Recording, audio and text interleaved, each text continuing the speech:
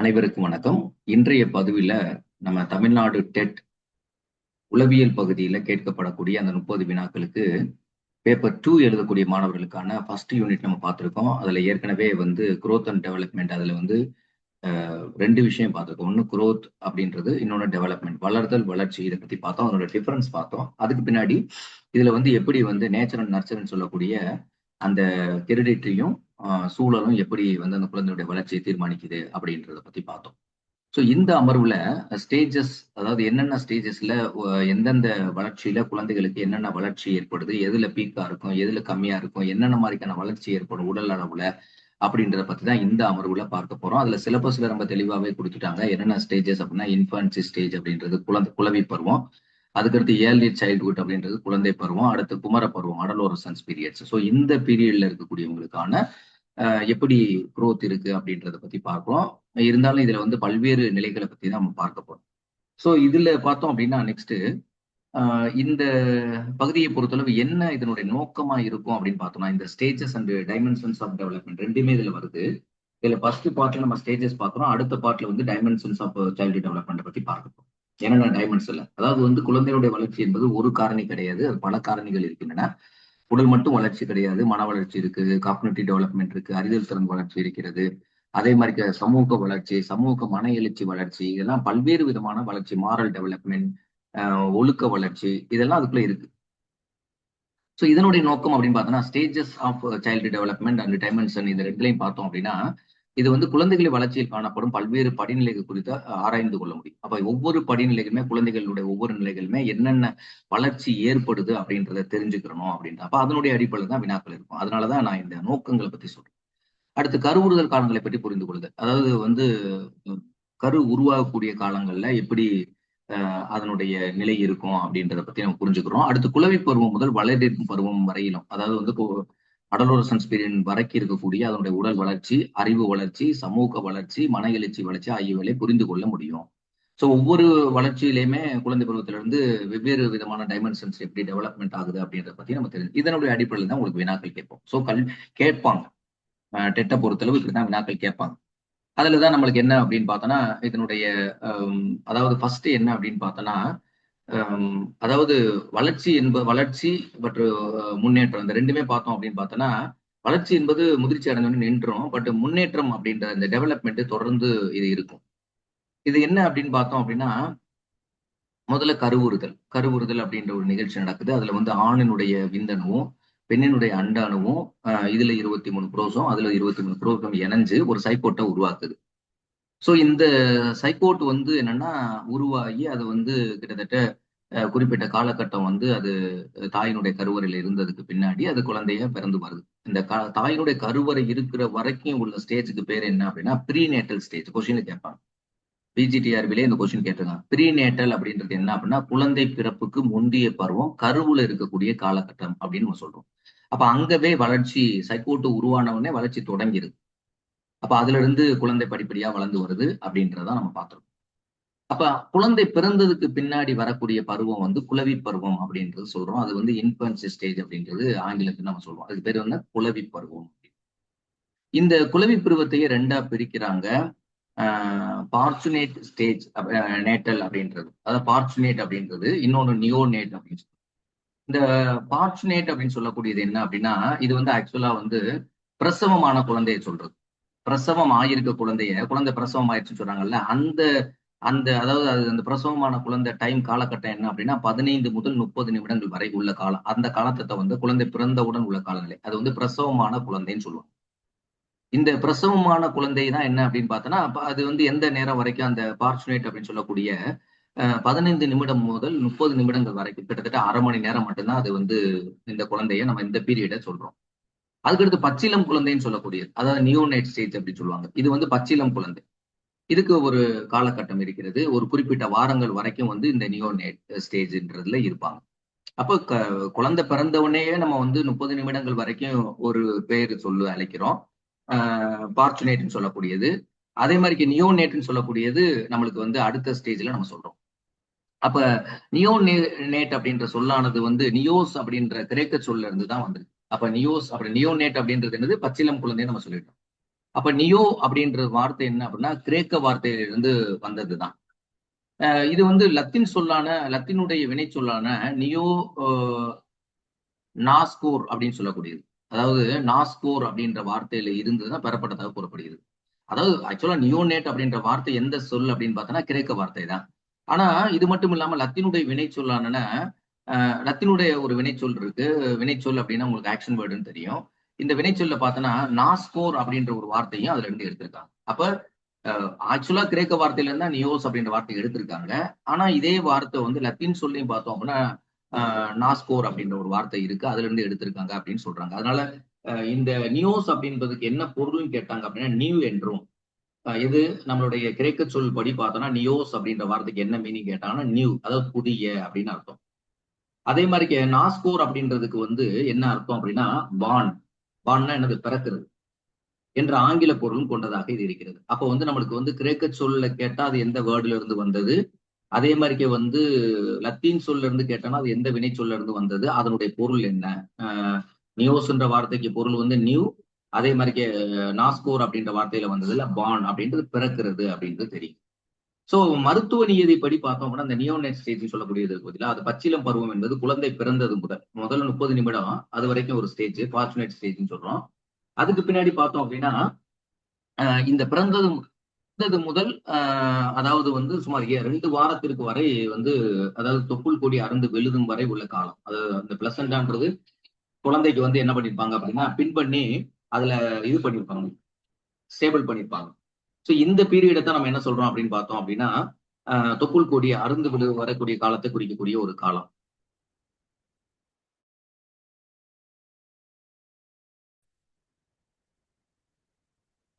கிரேக்க சொல் அதே மாதிரி லத்தீன் வேர்டு, இந்த ரெண்டுக்குமான மீனிங் பார்த்தோம். அதுக்கடுத்து வந்து பச்சிலம் குழந்தை அப்படின்றது என்ன சொல்றாங்க அப்படின்னா 2 வாரம், குறிப்பா வந்து ஒரு 2 வாரம் சொல்றாங்க. இந்த 2 வாரத்துல பார்த்தோம் அப்படின்னா அந்த பிளசண்டாவை வந்து வெட்டி விட்டுருப்பாங்க, தாய் சேய் இணைப்பித்து. அது வந்து ஒரு சின்ன வடுவா இருக்கும். அந்த வடு என்ன ஆகும் அப்படின்னா ஒரு டயத்துல விழுந்துரும். அது அந்த காலகட்டம் வரைக்கும் அப்படின்னு சொல்றாங்க. அப்ப கொஸ்டின்ல கேட்கும்போது அது வந்து 2 வாரம் வரைக்கும் தான் அந்த ஸ்டேஜை நம்ம சொல்றோம். அடுத்து வந்து இந்த அதாவது உளவியல் படி வச்சு பார்த்தோம்னா இந்த நியோனேஸ் அப்படின்னு சொல்லக்கூடிய நியோனேட் ஸ்டேஜ் அப்படின்னு ஒரு ஸ்டேஜ் சொல்றாங்க இல்லைங்களா.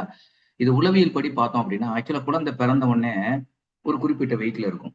அதுக்கடுத்து அதுல கொஞ்சம் நீர் சத்துலாம் குறைஞ்சு கொஞ்சம் வெயிட் லாஸ் ஆகும். திருப்பி வந்து வெயிட் ரீகெயின் ஆக ஆரம்பிக்கும். அந்த ரீகெயின் ஆகக்கூடிய டைம் இருக்கு பார்த்தீங்களா, அதாவது லாஸ் ஆன வெயிட், குழந்தை பிறந்ததுக்கு பின்னாடி லாஸ் ஆன வெயிட், அந்த லாஸ் ஆன வெயிட் எப்ப ரீகெயின் பண்ணுதோ அந்த திரும்ப வந்து அதை எடை கூட ஆரம்பிக்கும். அந்த காலம் வரைக்கும் இருக்கக்கூடிய காலத்தை தான் என்ன சொல்றாங்க அப்படின்னா நியோனேட் அப்படின்ற ஒரு ஸ்டேஜா அது சொல்றாங்க. ஸோ இப்போ பார்த்தோம் அப்படின்னா வளர்தல் அல்லது வளர்ச்சி ரெண்டுமே, அதாவது stages of growth and development அப்படின்னா வளர்தல் வளர்ச்சி இது ரெண்டுமே பார்க்குறோம். இது வந்து என்ன அப்படின்னா ஃபர்ஸ்ட் காலம் என்ன அப்படின்னு பார்த்தோம் அப்படின்னா இதை வந்து டிஃப்ரெண்ட் இதாக நம்ம பார்க்க போறோம். அதுல வந்து பிறப்புக்கு முந்தைய காலம், அதை நான் தொடக்கத்துல சொன்னேன், ப்ரீ நேட்டல் ஸ்டேஜ் அப்படின்னு சொன்னாங்க. இது கொஸ்டின்ல கேட்டிருக்காங்க அப்படின்னு சொல்றாங்க. ஸோ பிறப்புக்கு முந்தைய காலம் என்பது எதுல இருந்து அப்படின்னு பார்த்தோம்னா கருவுற்றதுல இருந்து. எப்ப வந்து இந்த தாய் சேய் இந்த ரெண்டுடைய, அதாவது சாரி தந்தை தாய் இந்த 2 பேருடைய கரு, ஒரு ஆணினுடைய விந்தணுவும் பெண்ணினுடைய அண்டாணுவும் எப்ப சேர்ந்து ஒரு கரு உருவாகுதோ அதுல இருந்து வளர்ச்சி தொடங்கியது. அதுல இருந்து குழந்தை பிறக்கும் வரையிலான 9 மாத காலத்தை குறிக்கக்கூடியது. அப்போ 9 மாத கால வரைக்கும் என்ன ஸ்டேஜ்னு கேட்டாங்கன்னா ப்ரீநேட்டல் ஸ்டேஜ். இந்த 9 காலத்தில் ஒரு செல் உயிரியானது பல மாற்றங்களை அடைந்து சுற்றுப்புற சூழலுக்கு ஏற்ப இணக்கமான திறன்களை பெற்று ஒரு குழந்தையாக உருவாகிறது. இந்த இடத்துல பாருங்க, இந்த இடத்துல சுற்றுப்புறமும் வந்துருச்சு பாருங்க. அப்ப எப்படின்னா இந்த அதாவது ஒரு தாயினுடைய விந்தும் அண்டமும் இணைஞ்சு, தாயினுடைய அண்டமும் தந்தையினுடைய விந்தும் இணைஞ்சுதான் உருவாயிருக்கு சைக்கோட்டு. பட் இதனுடைய வளர்ச்சி எப்படி இருக்கும் அப்படின்னா அந்த தாய் வந்து எந்த அளவுக்கு அவங்க உணவு சாப்பிட்றாங்க, ஊட்டச்சத்து உள்ள உணவு சாப்பிட்றாங்க, அவங்க எப்படி கேர் எடுத்துக்கிறாங்க, அப்படி உடல் ரீதியா எப்படி இருக்காங்க, மன ரீதியா எப்படி இருக்காங்க, இதெல்லாம் இந்த திறன்களை எல்லாம் பெற்றுதான் அந்த குழந்தை வளர்ச்சி அடையும். ஒருவேளை சரியான ஊட்டச்சத்து இல்லாத குழந்தைகள் சாப்பிடும்போது பிறக்கும் போதே அந்த குழந்தைகளுக்கான பல்வேறு விதமான இந்த நோய் தொற்றுகள் ஏற்படுவதற்கான வாய்ப்புகள், அது மாதிரி குழந்தையினுடைய உரிய எடை இல்லாம இருக்கிறது, இதுக்கெல்லாம் ஒரு முக்கியமான காரணம். அடுத்து பார்த்தோம் அப்படின்னா அந்த குளவி பருவம் அப்படின்ற ஒரு பருவம், அதாவது 2வது பருவம். இந்த குளவி பருவம் அப்படின்றது நம்ம 2 ஸ்டேஜா பிரிக்கிறோம். ஒண்ணு வந்து முதல்ல வந்து அதாவது வந்து குழந்தை பிறக்கும் போது இருக்கக்கூடியது வந்து பார்ச்சுனேட் அப்படின்ற ஒரு ஸ்டேஜாகவும் அது வந்து 30 நிமிடங்கள் வரைக்கும். அதுக்கடுத்து நியோனேட் அப்படின்னு நம்ம பிரிச்சோம். அதே மாதிரிக்க இன்ஃபன்சி ஸ்டேஜ், அதாவது அதுக்கு அடுத்தது, அதாவது அந்த ஸ்டேஜ் வந்த பிறகு இன்ஃபன்சி ஸ்டேஜ்னு சொல்லக்கூடிய இந்த குளவி பருவம் இருக்கு பார்த்தீங்களா, அந்த குளவி பருவத்தை ரெண்டா பிரிக்கிறாங்க. அது கொஸ்டின்ல நல்லா தெளிவா பார்த்துங்க. ஸோ பச்சிளம் குழந்தை அப்படின்றது பிறந்ததிலிருந்து 1 மாதம் வரை உள்ள காலத்தை வந்து நியோனேட் ஸ்டேஜ் அப்படின்னு சொல்றோம். நியோனேட் ஸ்டேஜ்க்கு முன்னாடியே சில விளக்கங்கள் கொடுத்துருக்கோம். 2 வாரம் வரைக்கும் சொல்லியிருக்கோம். அதாவது பெர்த் ரீகெயின் ஆகுற வரைக்கும் உடைய காலகட்டம் சொல்றோம். தொப்புள் கொடி விழுகிற ஒரு காலகட்டம் அப்படின்றத தான் நியோனேட் ஸ்டேஜ் சொன்னோம். பட் இவங்க என்ன தெளிவாக சொல்லிட்டாங்க, இது வந்து ஆதென்டிக்கான மெட்டீரியல் இருந்தா நான் பாடம் நடத்துறேன். இது வந்து ஒரு பர்டிகுலர் ஒரு பல்கலைக்கழகத்தினுடைய மெட்டீரியல் தான். அதனால இதுல நீங்க எந்த விதமான, ஏன்னா இதுவே நம்ம ஆதென்டிக் சோர்ஸை நம்ம எடுத்துக்கலாம். அப்ப பச்சிளம் குழந்தை பிறந்ததுல இருந்து 1 மாதம் வரை உள்ள காலம் அப்படின்னு நம்ம எடுத்துக்கிறோம். இதுதான் நியோனேட் ஸ்டேஜ். அப்போ 1 மாதம் வரை உள்ள காலம். ஒருவேளை இன்கேஸ் வாரத்துல குறிப்பிட்டு இருந்தாங்க அப்படின்னா அந்த 2 வாரத்தை நீங்க எடுத்துக்கங்க. ஆனா வாரத்துல கூப்பிடுறாங்க 1 வாரம், 2 வாரம், இல்ல 5 வாரம், 10 வாரம் அப்படின்னு கொடுக்குறாங்கன்னா அப்ப 2 வாரம் அப்படி ஆப்டான ஆன்சர். இதே இது 1 மாதம் வரை அப்படின்றது சொல்லிட்டாங்க. அடுத்து சிசு பருவம்னு சொல்றாங்க. அதுதான் வந்து இன்ஃபான்சி ஸ்டேஜ்னு சொல்லக்கூடியது. குழந்தை பருவத்தை தான் நம்ம சிசு பருவம், சிசு அப்படின்னு நம்ம சொல்றோம். அது 1 மாதத்துல இருந்து 1 வாரம் வரைக்கும், ஒரு வருடம் வரை உள்ள காலம். அது வந்து 1 வயசு வரைக்கும். குழந்தையினுடைய 12 மாதம், குழந்தை பிறந்ததுல இருந்து 12 மாதம். அதைத்தான் நம்ம என்ன சொல்றோம், 1 வருட காலம் அப்படின்னு சொல்றோம். ஒரு வருடத்துக்கு மேல், 1 மாதத்துக்கு மேல 1 வருடத்துக்குள்ள. அடுத்து முன்குழந்தை பருவம். நம்ம சிலபஸ்ல அப்படிதான் கொடுத்தோம். முன்குழந்தை பருவத்துல பாத்தீங்கன்னா ஏர்லியர் சைல்ட்ஹுட் அப்படின்னு அதை ரெண்டு இதா பிரிக்கிறோம். ஒண்ணு தளர் நடை பருவம் அப்படின்னு சொல்றோம். இன்னொன்னு வந்து முன் பள்ளி பருவ பீரியட் அப்படின்னு நம்ம சொல்றோம். இது 2 பீரியடா பிரிக்கிறோம். அதுல தளர் நடை பருவம்னு சொல்லக்கூடிய பருவம் வந்து எந்த வயது முதல் எந்த வயது வரை அப்படின்னு பார்த்தா, இப்ப 1 வயதுல இன்ஃபன்சி முடிஞ்சிருச்சு. ஸோ இன்ஃபன்சி முடிஞ்சிருச்சு அப்படின்னா 1 வயதுக்கு மேல 3 வயது வரைக்கும், 3 வருடங்கள் வரைக்கும், 3 வயது வரைக்கும் இருக்கக்கூடிய குழந்தை பருவத்தை எப்படி பிரிக்கிறோம் அப்படின்னா தளர் நடை பருவம் அப்படின்னு நம்ம பிரிக்கிறோம். அதே மாதிரிக்க இந்த முன் பருவ பள்ளி பருவம் சொல்லக்கூடிய குழந்தைகளுக்கு பதிலா 3 வயது முதல் 6 வயது. ஏன்னா 3 முதல் 6 வயது வரைக்கும் தான் நம்ம என்ன பண்றோம் அப்படின்னா, இந்தியா போன்ற நாடுகள்ல நம்மளுக்கு வந்து இந்த ப்ரீ ஸ்கூலிங் அப்படின்னு சொல்றது என்ன அப்படின்னு பார்த்தோம்னா 5 வயதுக்கு முன்னாடி 6 வயது தொடங்கும் போது தொடக்க கல்விக்குள்ள உள்ள வந்துருவோம். சரியா? அப்ப தொடக்க கல்விக்குள்ள உள்ள என்டர் ஆயிரும். அப்ப வந்து 3 முதல் 6 இது வந்து என்னது முன் பருவ பள்ளி பருவம் அப்படின்னு, பள்ளி பருவத்துக்கான முந்தைய பருவம் அப்படின்றது நம்ம சொல்றோம். இது nursery schools, nursery schools, primary schools அப்படின்னு நம்ம சொல்றோம் இந்தியாவில். ஆனா இது வந்து ஏஜ் குரூப் மற்ற நாடுகள் ஒரு மாதிரி வித்தியாசமா இருக்கு. நம்ம இதை பொறுத்தவரை 5 வயதுக்கு முன்னாடி வரைக்குமே ப்ரீ ஸ்கூல் சில்ட்ரன்ஸ் தான் சொல்றோம். அதான் நர்சரி ஸ்கூல்ஸ் அப்படின்னு நம்ம சொல்றோம். 6 வயது வரும்போது அவன் வந்து தொடக்க வகுப்புக்கு வந்துருவான், 1ஆம் வகுப்புக்கு வந்துருவான், ஃபர்ஸ்ட் ஸ்டாண்டர்ட். அடுத்து பள்ளி பருவம் சொல்லக்கூடியது மிடில் சைல்ட்ஹுட் பீரியட்ன்றது 6 முதல் 12 வருடங்கள் வரை. அப்ப 6 முதல் 12 வருடங்கள் வரைக்கும் இருக்கக்கூடிய பீரியட்ஸ் என்ன சொல்றோம், மிடில் சைல்ட்ஹுட் ஸ்டேஜ்னு சொல்றோம். அதுக்கடுத்து வளரிதம் பருவம் அப்படின்னா அது தோராயமாக டிஃபரன்ஸ் ஆதர் வந்து டிஃபரெண்ட் 12ல இருந்து தொடங்கும்னு சொல்லுவாங்க. சில ஆதர்ஸ் 13ல இருந்து தொடங்கும்னு சொல்லுவாங்க. சில பேர் 18ல முடியும்னு சொல்லுவாங்க. சில பேர் 19ல முடியும்னு சொல்லுவாங்க. சில பேர் 20ல முடியும்னு சொல்லுவாங்க. இந்த வேரியேஷன்ஸ் இருக்கனால தோராயமாக வந்து வளரினம் பருவம் அப்படின்னு சொல்லக்கூடிய அடலோரசன்ஸ் பீரியட் அப்படின்னு பார்த்தோம்னா 13 வயது முதல் 18 வயது வரை இந்த பீரியடுக்குள்ளதான் அது இருக்கும். 12க்குள்ள போனாலும் 13 அடுத்து வந்து அதுக்குள்ள. அதே மாதிரிக்கே அங்க 20 வரைக்கும் போறது சில பேர் ஆத்தர்ஸ் சொல்லுவாங்க. ஆனா நீங்க ஆதென்டிக்கா வந்து கரெக்டான ஆன்சர் எடுங்க. உங்கள்கிட்ட என்ன எக்ஸ்பெக்ட் பண்றாங்க அப்படின்ற அடிப்படையில ஆன்சர் எடுங்க. ஸோ 13 முதல் 18 வயது வரை ஒவ்வொரு பீரியடும் எந்த பீரியடு அதனுடைய அந்த வருடங்கள் எத்தனை வருடங்கள் அப்படின்றத தெளிவா நீங்க கொஸ்டின்ல பாத்துக்கோங்க. அடுத்து பார்த்தோம் அப்படின்னா பிறப்புக்கு முந்தைய காலம் அப்படின்ற ப்ரீநேட்டல் ஸ்டேஜ் அப்படின்றது நம்ம சொன்னோம். ஸோ பிறப்புக்கு முந்தைய காலம் என்பது கருவுறும் போது தொடங்குது அப்படின்னு சொல்றோம். அதாவது கருவுற்றலின் போது 38 வாரங்கள் நடைபெறும் மாற்றத்தினை அது வந்து அந்த கருவுற்ற பிறகு மொத்தம் வந்து 9 மாதம் நம்ம இருக்குன்னு சொன்னோம் குழந்தை. அப்ப கருவுற்றதுல இருந்து வளர்ச்சி தொடங்கி 38 வாரங்கள்ல சொன்னோம்னா, அதே இது வந்து மாதங்களை சொன்னா 9 மாதம் அப்படின்றது. இந்த 38 வாரங்கள்ல என்னென்ன மாற்றமா நடைபெறுது உடம்புல அப்படின்னு பார்த்தோம் அப்படின்னா, அந்த குழந்தையுடைய வளர்ச்சி நிலையில ப்ரீநேட்டல் ஸ்டேஜ்ல என்னென்ன நடக்குது அப்படின்னா, இதை வந்து 3 ஸ்டேஜஸா பிரிக்கிறாங்க, 3 நிலைகளாக பிரிக்கிறாங்க. அதுல கருவினுடைய ஆரம்ப நிலை, அதாவது கரு வளர்ச்சி தொடங்கும் போது அந்த பீரியட் ஆஃப் சைகோட் அதனுடைய ஆரம்ப நிலை. அடுத்து வந்து 2வது என்ன அப்படின்னா கருமுட்டை காலம், அதாவது பீரியட் ஆஃப் எம்பிரியோ அப்படின்னு சொல்றது. அடுத்து 3வது என்ன அப்படின்னு பார்த்தோம் அப்படின்னா வளர் கரு பருவம், அதாவது பீரியட் ஆஃப் ஃபீட்டஸ் அப்படின்னு சொல்லுவாங்க. ஸோ இது ஃபீட்டஸ் அப்படின்னு சொல்லக்கூடிய. அப்ப ப்ரீநேட்டல் ஸ்டேஜையே இந்த 9 மாதம் வளரக்கூடிய, அதாவது கிட்டத்தட்ட எத்தனை வாரம் சொல்லியிருக்காங்க, 38 வாரங்கள் வரக்கூடிய அந்த வளர்ச்சியை 3 நிலைகளாக பிரிக்கிறாங்க. ஒவ்வொரு நிலையிலும் என்ன விதமான வளர்ச்சி வருது அப்படின்றத நம்ம தெளிவா தெரிஞ்சுக்கணும் கொஸ்டின்ல கேட்கறதுனால. சோ கருவினுடைய ஆரம்ப நிலை அப்படின்னு சொல்லக்கூடியது வந்து பார்த்தோம் அப்படின்னா பீரியட் ஆஃப் சைகோட் அப்படின்றது என்ன அப்படின்னா அதனுடைய தொடக்கம் எப்படின்னா, அதாவது கரு வளர்ச்சி தொடங்குனதுல இருந்து கருவுற்ற நாளிலிருந்து 2 வாரத்தில் முடிவடையும் காலம். அப்ப 2 வாரத்துல இது முடிஞ்சிடும். மொத்தம் 38 வாரங்கள் நம்ம பிரிச்சிருக்கோம். 38 வாரத்துல குழந்தை வந்து பிறந்துரும் அப்படின்னு சொல்லியிருக்கோம். அப்ப 2 வாரம் வரைக்கும் உள்ள காலத்தை நம்ம என்ன சொல்றோம்னா கருவினுடைய ஆரம்ப நிலை. இந்த சமயத்துல என்ன நடக்கும் அப்படின்னா பாலோப்பியன் குழாய், அதாவது பாலோப்பியன் குழாய் அப்படின்றது இருந்து வெளிப்படும் அதிக அளவிலான செல்கள் வந்து கர்ப்பப்பை சுவரில் பதியமாகிறது. கர்ப்பப்பை சுவரில் போய் பதியமாகும்.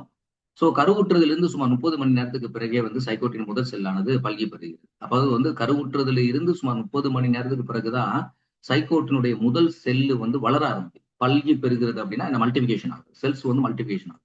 அது எவ்வளவு நேரத்துக்கு பின்னாடி தொடங்குதுன்னு சொல்றாங்க? அதாவது 30 மணி நேரத்துக்கு பிறகுதான் கரு ரெண்டும் சைக்கோட்டு உருவாயிருச்சு. அதாவது விந்து அண்டும் சேர்ந்துருச்சு. அப்ப உருவாயிருச்சு. ஆனா பட் அது எப்ப பெருக ஆரம்பிக்குது, பல்கி பெருக 30 மணி நேரத்துக்கு பிறகுதான் சைக்கோட்டின் முதல் செல் அப்படின்றது ஃபர்ஸ்ட் ஸ்டெப். சோ பல்கி பெருகிறது. இதனை தொடர்ந்து 4வது நாளில், இதிலிருந்து 4வது நாள் 30 மணி நேரத்துக்கு பிறகு இருக்கக்கூடியதுல இருந்து தொடங்கி 4வது நாளிலிருந்து 60 முதல் 70 செல்கள் இணைந்து, அதுக்கடுத்து வந்து என்ன கிட்டத்தட்ட செல்ஸ் மல்டிபிகேஷன் ஆச்சா? அப்ப எத்தனை செல்ஸ் சொல்றாங்க? 4வது நாள்ல இருந்து 60ல இருந்து 70 செல் வரைக்கும் இணைந்து ஒரு வெற்றிடத்தை, அதாவது வந்து பிளாஸ்டோசிஸ் அப்படின்னு சொல்லக்கூடிய ஒரு என்ற திரவத்தை நிறைந்த ஒரு பந்தை உருவாக்குது. அது வந்து ஒரு வெற்றிடம் நிறைந்த ஒரு என்ன அப்படின்னா, நம்ம வந்து ஒரு எதை சொல்லலாம் அப்படின்னா, அந்த பிளாஸ்மாவோட எக்ஸாம்பிளா சொல்லலாம். அது திரவமும் இல்லாம திடப்பொருளும் இல்லாத ஒரு நிலையில இருக்கக்கூடிய ஒன்று சொல்லுவோம்ல, அது மாதிரி ஒரு வந்து உருவாகும். அது பந்து போன்ற ஒரு அது அது பேர் என்ன அப்படின்னா பிளாஸ்டோசிஸ் அப்படின்னு சொல்றாங்க. இது வந்து இந்த பிளாஸ்டோசிஸ் அப்படின்ற அந்த பந்து இருக்கு பாத்தீங்களா, அந்த வெற்றிடமான ஒரு பந்து இருக்கு பாத்தீங்களா, அது அந்த திரவம் நிறைந்ததாக இருக்கும். லிக்விட் ஃபார்மட்ல இருக்கும். அதுல எத்தனை செல்கள் அப்படின்னா நியர்லி வந்து 60ல இருந்து 70 செல்கள் வரைக்கும் இணைந்து அது உருவாக்கும். அப்புறம் பிளாஸ்டோசிஸினுடைய உள்ளே உள்ள செல்கள் இருக்கு பாத்தீங்களா, உள்ளே உள்ள செல்கள் வந்து அதாவது கருவட்டு, எம்பிரியானிக் டிஸ்க் அப்படின்னு சொல்லுவாங்க. கருவட்டுனா அது வட்ட வடிவத்துல இருக்கனால அது கருவட்டு. கரு வந்து வட்ட வடிவத்துல இருக்கும். ஸோ எம்பிரியானிக் டிஸ்க் அப்படின்றது. அப்ப வந்து டிஸ்க்னா எப்படி இருக்கும் அப்படின்னா, நடுப்பகுதி வந்து என்ன அப்படின்னா கொஞ்சம் மேல புஷ்ன்னு இருக்கும். வெளியில உள்ள ஓரப்பகுதிகள்லாம் அப்படின்னா உள்ளடங்கி நிற்கும். ஸோ நடுப்பகுதி மட்டும் எப்படி ஊத்தாப்பம் போது இந்த அப்பம் எல்லாம் சுடும் போது வந்து நடுப்பகுதி மட்டும் வீங்கி இருக்கு பார்த்தீங்களா, அது மாதிரி தான் இருக்கும் டிஸ்க். அந்த மாதிரி இருக்கு என்று அழைக்கப்படுது. இதை வந்து எப்படி சொல்றாங்க? பிளாஸ்டோசிஸினுடைய உள்ளே உள்ள செல்கள் வந்து கருவட்டு, எம்பிரியோ டிஸ்க் அப்படின்னு அழைக்கிறாங்க இதை அப்படின்னு.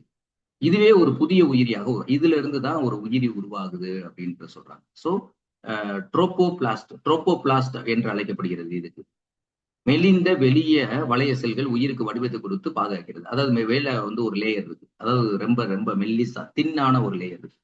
அந்த அந்த வளைய செல்கள் தான் என்ன பண்ணுது, இந்த உயிரிக்கு வந்து ஒரு பாதுகாப்பை கொடுத்து அந்த குழந்தைக்கு வந்து ஊட்டம் அளிக்கக்கூடிய வேலையை செய்யுது அப்படின்னு சொல்லியிருக்காங்க. எப்படி செல்கள்லாம் வந்து செல்லுடைய வளர்ச்சிக்கு ஊட்டச்சத்து வாங்கி கொடுக்குறது பத்தியில அதை பாதுகாக்கிறது பத்தியில அதே மாதிரிக்கே இங்க இருக்கக்கூடிய அந்த லேயர் வந்து அந்த வேலையை பண்ணுது. இது அப்ப 3 நிலையா பிரிக்கிறோம் ப்ரீநேட்டல் ஸ்டேஜ்ல. அது ஃபர்ஸ்ட் ஸ்டேஜ்ல என்ன விதமான வளர்ச்சி நடக்குதுன்னு பார்த்தோம். ஸோ செகண்ட் ஸ்டேஜ்ல எப்படி வளர்ச்சி நடக்குது அப்படின்னு பார்த்தோம்னா கருமுட்டை காலம் அப்படின்னு சொல்றோம். பீரியட் ஆஃப் எம்பிரியோ அப்படின்னு சொல்லக்கூடிய ஒரு காலகட்டம். இந்த காலகட்டம் எப்ப தொடங்குது அப்படின்னு பார்த்தோம்னா கருவுட்ட 8வது வாரத்துல இருந்து கரு பதித்தலோடு கருமுட்டை காலம் நிறைவருகிறது.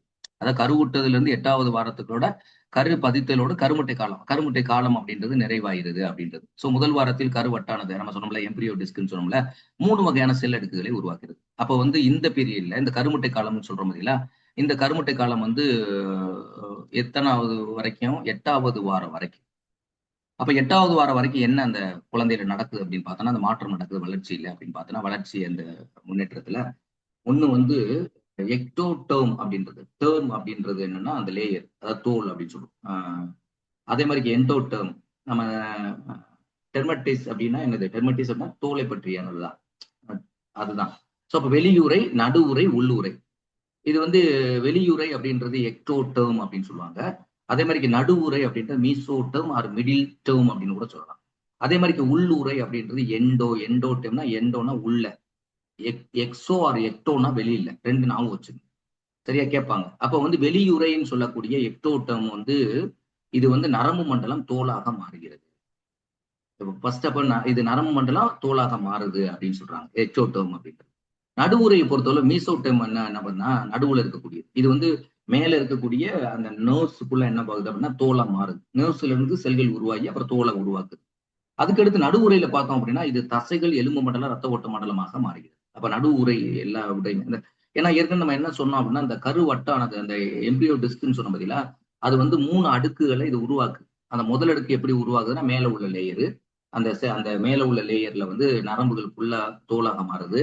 அதே மாதிரி உள்ள தசைகள், எலும்பு மண்டலம், ரத்த ஓட்ட மண்டலத்தை நடுவுரை மீசோட்டம் உருவாக்குது. அடுத்த லேயர் இருக்கு பார்த்தீங்களா, இன்னர் லேயர்னு சொல்லக்கூடிய ஒரு லேயர், எண்டோட்டர்ம் சொல்லக்கூடிய உள்ளுறை அப்படின்னு சொல்றோம்ல.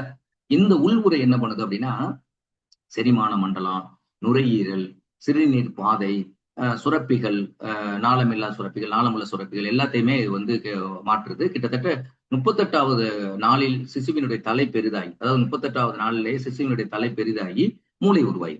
அப்ப எப்ப மூளை உருவாகுது அப்படின்னு பார்த்தோன்னா, கிட்டத்தட்ட 32வது நாள்ல சிசுவினுடைய தலை பெரிதாகி மூளை உருவாகிறது. அப்ப கருவுற்றது முதல் மாத இறுதியில் கருவானது, கருவுற்றதுல இருந்து அந்த மாத இறுதிக்குள்ள ஒரு மாதத்துக்குள்ள பார்த்தோம் அப்படின்னா, ஏன்னா 32வது நாள்ல தலை பெருசாயிருச்சு. அப்ப இப்ப தலை பெருசாகும் போது என்ன ஆகுது அப்படின்னா, உடலினுடைய அளவு பெருக்கம் நடந்திருக்கு. அப்ப மாத இறுதியில் கருவானது எவ்வளவு 1/4 இன்ச்சு நீளத்துடன் அது இருக்கும். அப்ப ஃபர்ஸ்ட் வந்து என்ன அப்படின்னா, அந்த முதல் மாத இறுதியில் கரு எவ்வளவு இன்ச்சு நீளத்தில் இருக்கும் அப்படின்னா 1/4 இன்ச்சு நீளம், 1/4 அப்படின்னு சொல்லியிருக்காங்க. நீளத்துடன் மில்லியன் கணக்கிலான செல்கள் கொண்டிருக்கும். முதல்ல ஆரம்பத்தில் 60 முதல் 70 செல்கள் வரை இருக்கக்கூடியது ஃபர்ஸ்ட். நம்ம 3 நிலைகளை பிரிச்ச ஃபர்ஸ்ட் ஸ்டேஜ்ல கருவினுடைய ஆரம்ப நிலையில 60ல இருந்து 70 செல் இணைஞ்சுதான் ஒரு பிளாஸ்டோசிஸ் அப்படின்ற ஒண்ணு உருவாக்க சொல்றீங்களா. அதே சேம் இங்க என்ன பண்ணுது அப்படின்னு பார்த்தோன்னா, இங்க வந்து எத்தனை அந்த இதுல அந்த 1/4 இன்ச்சு நீளம் இருக்கக்கூடியதுல மில்லியன் கணக்கான செல்கள் வந்து அதுல இருக்குது. சோ மேலும் வாய், கண், மூக்கு, தாடை, கழுத்து போன்ற பகுதிகளை அப்ப உருவாக்குது. இந்த தருணத்தில் கருமுட்டையானது 1 இன்ச் நீளம், 1 அவுன்ஸ் எடை கொண்டதாகவும் இருக்கும். அப்ப இந்த நேரத்துல எப்படி இருக்குமா, இந்த கருமுட்டை நிலை இருக்கக்கூடிய இதுல பார்த்தோம் அப்படின்னா 1 இன்ச் நீளமும், அப்ப கொஸ்டின்ல கேட்பான் 1 இன்ச் நீளமும் 1 அவுன்ஸ் எடையில வந்து 1 அவுன்ஸ் கொண்டதாகவும் இருக்கும் அப்படின்னு சொல்லிட்டாங்க. 7வது வாரத்தில் அதிவேகமாக, அதாவது ஒரு நிமிடத்திற்கு கிட்டத்தட்ட 2,50,000 நியூரான்கள் நரம்பு குழாயின் உள்ளே உற்பத்தி தொடங்குகிறது அப்படின்றது. அப்ப கேட்பான் 7வது வாரத்தில் எந்த மண்டலம் ரொம்ப வேகமா குரோத் ஆகுது பார்த்தோன்னா நரம்பு மண்டலம். அதெல்லாம் சொல்லிட்டாங்க. அப்ப ஒரு நிமிடத்திற்கு சொல்றான், பெர் மினிட் வந்து அரௌண்ட் 2,50,000 நியூரான்ஸ் அப்படின்றது என்னது, நரம்பினுடைய அதாவது நரம்பு மண்டலத்தினுடைய செயல் அலகு நியூரான். நரம்பு அப்படின்னு நம்ம சொல்றோம். நியூரான் அப்படின்னா என்னது, நரம்பு மண்டலத்தினுடைய structural and functional unit of the nervous system. அது அந்த நரம்பு குழாய்கள் உற்பத்தி ஆக தொடங்கும். இது எத்தனாவது வாரத்தில் தொடங்குது, 7வது வாரத்துல தொடங்குது. நீங்க பாயிண்ட் ஃபுல்லா இப்ப இந்த இடத்துல இன்ச்சு எவ்வளவு இன்ச்சு நீளம் எப்ப இருக்கும், 1 இன்ச்சு நீளம் 1 அவுன்ஸ் எந்த பீரியட்ல இருக்கும் அப்படின்றதான் கொஸ்டின்ல அவங்க கேட்பாங்க. சரியா. அப்ப நரம்பு மண்டலம் எப்படி குரோத் ஆகுது 3வது பீரியட்ல அப்படின்றத பார்த்திருக்கோம். அடுத்து வந்து 3வது இது பார்த்தோன்னா பீரியட்ஸ் ஆஃப் ஃபீட்டஸ் சொல்லக்கூடிய வளர் கரு காலம் அப்படின்னு சொல்றோம். இப்ப வந்து கரு வளர்ந்துகிட்டு இருக்கக்கூடிய ஒரு காலம், அதாவது பிறப்புக்கு முந்தைய காலநிலையினுடைய நீண்ட காலநிலையை கொண்டது. இங்க 8 வாரத்தோட இங்க முடிஞ்சிருச்சு பத்தியா. 8 வாரம் முடிஞ்ச உடனே இங்க இருந்து 9 வாரத்துல தொடங்கி நம்ம ஏற்கனவே சொன்ன 38வது வாரம் 38 வாரம் இருக்குவாங்க, அது வரைக்கும் இருக்கக்கூடிய ஒரு நீண்ட நெறிய பருவம், அதாவது நீண்ட நெறிய ஒரு நிலைன்னு சொல்லலாம். இந்த 3 நிலையா பிரிச்சோம் பத்தியா ப்ரீநேட்டல் ஸ்டேஜ்ல. ஃபர்ஸ்ட் ஸ்டேஜுக்கு என்ன சொன்னோம் அப்படின்னா கருவினுடைய ஆரம்ப நிலை, இது வந்து கிட்டத்தட்ட 1 மாசம் வரைக்கும் தான். சரியா. அதே மாதிரி இங்க வந்து பார்த்தோம்னா 8 வாரம் வரைக்கும் நம்ம பார்த்துட்டோம் 2வது கருமுட்டை நிலை. இது வந்து கிட்டத்தட்ட 38 வாரம் வரைக்கும் இருக்கும். அது 8வது வாரத்துல இருந்து தொடங்கி 38வது வாரம் வரைக்கும் இது இருக்குது அப்படின்னு சொல்றாங்க. சோ 9வது வாரத்துல தொடங்கி. சரியா. சோ வளர்க்க காலமானது பிறப்புக்கு முந்தைய காலநிலை நீண்ட காலம். அப்ப எது வந்து இந்த 3 நிலைகள்ல வளர்க்கரு நிலை நீண்ட காலமா, இல்ல வந்து கருமுட்டை அந்த காலம் நீண்ட காலமா, இல்ல தொடக்க நிலை நீண்ட காலமா அப்படின்னு கேட்பாங்க. அப்ப இதுதான் நீண்ட காலம். அதாவது கருவுட்ட 9வது வாரம் தொடங்கி குழந்தை பிறக்கும் வரை உள்ள காலத்தை குறிக்கிறது. மேலும் 9வது மாதத்தில் வந்து சிசுவினுடைய உடல் உறுப்புகள், தசை, நரம்பு மண்டலம் ஆகியவை ஒன்றோடு ஒன்று ஒருங்கிணைந்து இணைக்கப்படும். இப்ப வந்து என்னதான் இன்டகிரேஷன் ஏற்படுத்துச்சு. முதல்ல வந்து உறுப்புகள்லாம் தனித்தனியா வளர்ந்துச்சு. அப்புறம் உடல் உறுப்புகள், தசை மண்டலம், நரம்பு மண்டலம் இதெல்லாம் ஒன்றோடு ஒன்று ஒருங்கிணைந்து ஒரு இணக்கமான, அதாவது நியூரோமஸ்குலர் கோஆர்டினேஷன் சொல்றோம்ல, அந்த கோஆர்டினேஷன் அதை உருவாக்கிது. சோ பிறப்புக்கு பிந்தைய காலத்தை சில நேரங்களில் வந்து முப்பருவங்களாக அல்லது 3 சம காலங்களாக பிரிக்கலாம் அப்படின்னு சொல்லுவாங்க. அதாவது 3 மாதத்தினுடைய இறுதியில் முதல் பருவம், அதாவது முப்பருவம் அப்படின்றது வந்து ட்ரைமெஸ்டர்ஸ் அப்படின்னு சொல்றாங்க. இது முடிவடைகிறது அப்படின்னு. 2வது முப்பருவ மத்தியில் வந்து 17 முதல் 20 வாரங்கள் இடையில் சிசுவானது பெரிய அளவில் வளர்ச்சி அடைகிறது. அப்ப இதையே அவங்க பிரிக்கிறாங்க. இந்த ஸ்டேஜஸையே ஒரு 3 பருவமா பிரிக்கிறாங்க. அதற்கு பிறப்புக்கு முந்தைய பீரியட் நம்ம 3 நிலைகளை பிரிச்சோம். அந்த 3 நிலைகளை இந்த நிலைகளை 3ஆ பிரிக்கிறாங்க. அடுத்து சிசுவான பெரிய வளர்ச்சி. இதனை சிசுவினுடைய அசைவின் மூலம் தாய்மார்கள் உணர முடியும். அப்ப வந்து எந்த வாரத்துல குழந்தை அசையுது அப்படின்னு சொல்லுவாங்க தெரியுமா, அது வந்து 17 முதல் 20 வாரங்களுக்கு இடையில் சிசுவானது பெரிய அளவில் வளர்ச்சி அடைந்தனால அது வந்து அந்த தாய் சேய் இணைப்பு திசுவோடு இணைஞ்சிருக்கும். உள்ள வந்து பிளசண்டான்ற ஒரு திரவம் இருக்கும். அந்த திரவத்தில் அது மூவிங் இருக்கும். சோ இதனை சிசுவினுடைய அசைவின் மூலம் தாய்மார்கள் உணர முடியும். சிசு அசையும் போது ஏன்னா உருவம் பெருசாயிருச்சு. அப்ப இரண்டாவது முப்பருவம் முடிவில் சிசுவினுடைய பல்வேறு உறுப்பு நன்கு வளர்ச்சி அடைகிறது அப்படின்றது. 20வது வாரத்திலிருந்து குழந்தை பிறக்கும் வரை சிசுவினுடைய மூளை எடையானது 10 மடங்கு அதிகரிக்குது. பாருங்க, நரம்பு மண்டலத்துல மிகப்பெரிய, அதாவது 20 வாரம் வரைக்கும் இருக்கக்கூடிய மூளையினுடைய எடை வந்து கிட்டத்தட்ட 10 மடங்கு வந்து குழந்தை பிறக்கிறதுக்கு முன்னாடி அதிகரிச்சது. அப்ப 20ல இருந்து 38 கிட்டத்தட்ட 18 வாரங்கள் அதிகரிக்கிறது. இறுதி 30 பகுதியான சிசுவானது முழு வளர்ச்சி அடைந்து உயிர் வாழும் நிலையினை பெறுகின்றது. சோ இந்த இடத்துல வந்து எல்லா உறுப்புகளும் முழுமையா வளர்ச்சி அடைஞ்சிச்சு. முழுமையான வளர்ச்சி நிலையில தான் இந்த குழந்தை இப்ப வந்து வெளியில அதாவது வந்து உயிர் வாழும் நிலைக்கான தகுதியை இந்த உயிர் பெற்றிருக்கு. இந்த சமயத்தில் சிசுவானது 5 பவுண்ட் எடையும். அப்ப வந்து 38வது மாதத்துல பார்த்தோம் அப்படின்னா, அந்த குழந்தையினுடைய எடை வந்து என்னன்னா, அவங்க சாப்பிடுற ஊட்டச்சத்தை பொறுத்து சில குழந்தைகளுக்கு எடை மாறுபடலாம். அது ஒரு ஸ்டாட்டிக்கா பார்த்தோம் அப்படின்னா 5 பவுண்ட் எடையும் 7 இன்ச்சு நீளமும் உடையதாக இருக்கு அப்படின்னா, அது ஒரு ஆரோக்கியமான குழந்தை அப்படின்னு நம்ம எடுத்துக்கலாம். சோ அப்ப சிசுவானது பிறக்கு முன்னாடி எவ்வளவு எடை இருக்குன்னு கேட்டாங்கன்னா 5 பவுண்ட் எடையும், அதனுடைய தொடக்கத்துல 1 இன்ச்சு இருந்தது. இப்ப 7 இன்ச்சு. குழந்தை பிறக்கும் போது அந்த குழந்தை எவ்வளவு இன்ச்சு இருக்கும்? 7 இன்ச்சு நீளம் உடையதாக இருக்கும் அப்படின்றத பாத்துக்கணும். சோ கொஸ்டின்ல கேட்கக்கூடிய பகுதி அப்படி. அடுத்து பார்த்தோம் அப்படின்னா, குழந்தை பிறந்தாச்சு, குழவி பருவத்துக்கு வந்தாச்சு. குழவி பருவத்தை ஏற்கனவே தளர் நடை பருவம், அடுத்து இன்ஃபன்ட் ஸ்டேஜ் அப்படின்னு 2 விஷயம் அது முன் பள்ளி பருவம் அப்படின்னு நம்ம பிரிச்சோம். அப்ப குழவி பருவமானது பிறப்பிலிருந்து 1 வருடம் வரை நீடிக்கிறது. அப்ப 1 வருடம். அப்ப குழவி பருவம் எந்த பீரியட்னு கேட்டாங்கன்னா 1 வருடம். அது தெளிவா ஆன்சர் வச்சுங்க. இந்த தருணத்தில் குழந்தைகள் பெற்றோர்களை முழுவதுமாக சார்ந்து, இது வந்து 1 வருஷம் வரைக்கும் குழந்தைகள் முழுமையா பெற்றோர் வந்து இதைத்தான் சார்ந்திருக்கும். ஃபீடிங் கொடுக்கறதுல இருந்து எல்லாமே பெற்றோர்களை சார்ந்தா இருக்கும். சோ மேலும் மொழி மேம்பாடு, அடையாள நினைவுகள், புலனுறுப்பு ஒருங்கிணைப்பு போன்ற செயல்கள் ஆரம்பமாகுது. இந்த இடத்துல வந்து மொழி மேம்பாடு, இந்த இடத்துல லாங்குவேஜ் டெவலப்மெண்ட் ஆக ஆரம்பிக்குது. அப்பா பேசுறத இல்ல அம்மா பேசுறத அதை வந்து வார்த்தைகள் அது இது பண்ணிட்டு அதுவும் கொஞ்சம் லைட்டா அப்படியே வாயை ஓபன் பண்ணி சொல்ல ஆரம்பிக்கும். சோ இதெல்லாம் அடையாள நினைவுறுப்பு, புலனுறுப்பு ஒருங்கிணைப்பு போன்ற செயல்கள்லாம் இதுல ஆரம்பமாயிருச்சு. சோ இதுல ஃபர்ஸ்ட் இப்ப என்ன அப்படின்னு பார்த்தோம் அப்படின்னா, குழவி பருவத்தினுடைய முதல்ல வந்து physical, cognitive and social and emotional development அப்ப வந்து இன்ஃபன்சி ஸ்டேஜ்ல எப்படி இருக்கும் ஒவ்வொரு பருவத்திலையும். இப்ப ஒவ்வொரு பருவத்தையும் பத்தி நம்ம பார்த்தோம். இப்ப வந்து ஒவ்வொரு பருவத்திலையும் எப்படி பிசிக்கல் டெவலப்மெண்ட், காக்னிட்டிவ் டெவலப்மெண்ட், சமூக இதுதான் கொஸ்டின்ல அதிகப்படியா முதல்ல முன்னாடி உள்ளது டேட்டாஸ். அது தகவல்கள். எந்த இதுல எவ்வளவு வளர்ச்சி ஆயிருக்கும், எவ்வளவு பவுண்டு எடை கூடி இருக்கும், எத்தனை வாரம் வரைக்கும் வளரும் அப்படின்றத பத்தியான தகவல்கள். பட் இப்ப என்ன அப்படின்னா, இப்ப இப்ப வந்து இதுக்கு முன்னாடி வரைக்கும் இருக்கக்கூடியது வளருதல். வளருதல்னா என்னது? நம்ம ஏற்கனவே பார்த்திருக்கோம். அது வந்து குரோத் அப்படின்னு பார்த்தோம். இப்ப குழந்தை வந்து இன்ஃபன்சி ஸ்டேஜ்ல என்ன விதமான டெவலப்மெண்டல், என்ன விதமான டைமென்ஷன்ல அந்த குழந்தை டெவலப்மெண்ட் ஆகுது? ஸ்டேஜஸ் அண்ட் டைமென்ஷன் சொல்றாங்க இல்லையா? இது வந்து டைமென்ஷனுடைய கேட்டகரியில வரக்கூடிய தகவல். ஸோ என்னென்ன டைமென்ஷன்ல டெவலப்மெண்ட் ஆகுது அப்படின்னா பார்த்தீங்கன்னா, இதுல உள்ள முக்கியமான பகுதிகளை நீங்க அண்டர்லைன் பண்ணி படிச்சுட்டா போதும். எல்லாத்தையும் படிக்கணும் தேவை. இப்ப உடல் வளர்ச்சி அப்படின்னு பார்த்தா பிசிக்கல் டெவலப்மெண்ட் அப்படின்றது என்ன அப்படின்னா, அது தெளிவாவே வந்துருச்சு. உடல் வளர்ச்சி அப்படின்னா ஒன்லி பிசிக்கல் குரோத் அப்படின்றதா. அப்ப பிசிக்கல் குரோத்தை எப்படி நம்ம இண்டிகேட் பண்ண முடியும், எப்ப அளவீடு செய்ய முடியும்? அதனுடைய உடலினுடைய எடை மற்றும் அதனுடைய உயரம், எலும்பினுடைய தன்மை, எலும்பினுடைய எடை, அதை இது மாதிரி பார்த்தல், கேட்டல் போன்ற புலன் உறுப்புகளுடைய வளர்ச்சியை குறிப்பதாகும். அப்ப உடல் வளர்ச்சினா எதை இண்டிகேட் பண்ணுது? உயரம், எடை, எலும்பினுடைய தன்மை, பார்த்தல், கேட்டல் போன்ற புலன் உறுப்புகளுடைய வளர்ச்சி. அப்போ இங்க வந்து சென்சேஷனல் ஆர்கன்ஸ், சென்ஸ் ஆர்கன்ஸும் வளர்ச்சியா இருக்கணும். அப்ப அதை சொல்றாங்க. வெறும் உயரம், எடை மட்டும் கிடையாது. அப்ப கொஸ்டின்ல இருக்கும்போது கன்ஃபியூஸ் ஆகக்கூடாது. உடல் எடை, எடைக்குள்ளே எலும்பினுடைய எடையும் வந்துடும். அந்த எலும்பினுடைய தன்மையை பத்தி பேசுறாங்க. அதுக்கடுத்து பார்த்தல், கேட்டல் அப்படின்னா சென்ஸ் ஆர்கன்ஸ். அதாவது குறிப்பா வந்து கண் மற்றும் காது, இந்த ரெண்டும் வந்து அந்த குழந்தை வந்து ஒரு இது சொல்லும் போது அதை அசைவு கொடுக்கணும். அந்த மாதிரி இருக்கணும். அதுதான் சொல்லியிருக்காங்க. தலை முதல் பாதம் வரை மத்திய பகுதி முதல் கை கால்கள் வளர்ச்சி. அப்ப வந்து தலை முதல் பாதம் வரை இது வந்து பிரின்சிபல்ஸ் ஆஃப் டெவலப்மெண்ட்ல வந்து பார்த்தோம் அப்படின்னா, அதாவது அந்த வளர்ச்சியை வந்து சொல்லுவாங்க. அதனுடைய பிரின்சிபல்ஸ் சொல்லுவாங்க. ஸோ தலை முதல் பாதம் வரை, மத்திய பகுதி முதல் கை கால்கள் வளர்ச்சி வரை. அதாவது வந்து இது 2 பெரிய பிரிக்கிறோம். ஒண்ணு தலை முதல் பாதம் வரை அப்படின்னு. இப்ப தலை முதல் பாதம் வரைன்னா இந்த வளர்ச்சி எப்படி இருக்கும் அப்படின்னா, இங்க தலை முதல் பாதம் வரை, அதாவது வந்து டவுன்வர்ட் ஆக்ஷன் வச்சுங்களேன், இந்த மாதிரி ஆக்ஷன். அதே மாதிரி வந்து மத்திய பகுதி முதல் அப்படின்னா, இப்ப சென்ட்ரல் இங்க இருக்கு பார்த்தீங்களா, சென்ட்ரல் இருக்கு பார்த்தீங்களா, ஸ்பைனல் கார்டு போது இதுல இருந்து மையத்திலிருந்து வெளிப்பகுதி நோக்கி அப்படின்றது. அப்போ மத்திய பகுதியிலிருந்து கை கால் நோக்கிய வளர்ச்சி. அப்ப இதெல்லாம் வளர்ச்சி அடை. இதெல்லாம் எந்த ஸ்டேஜ்ல நடக்குது? பிசிக்கல் குரோத் இன்ஃபன்சி ஸ்டேஜ்ல நடக்குது. உயிர் வாழ்வதற்கான தேவையான தன்னியல்பான அடிப்படை செயல்களின் வளர்ச்சி. அதாவது உயிர் வாழ்வதற்கு தேவையான ஒரு ஒரு ஒரு உயிர் வாழணும் அப்படின்னா, அப்ப அதற்கான தன்னியல்பு அடிப்படை செயல்கள் இருக்குல்ல, அந்த இதெல்லாம் வளர்ச்சி அடைஞ்சிருக்கு.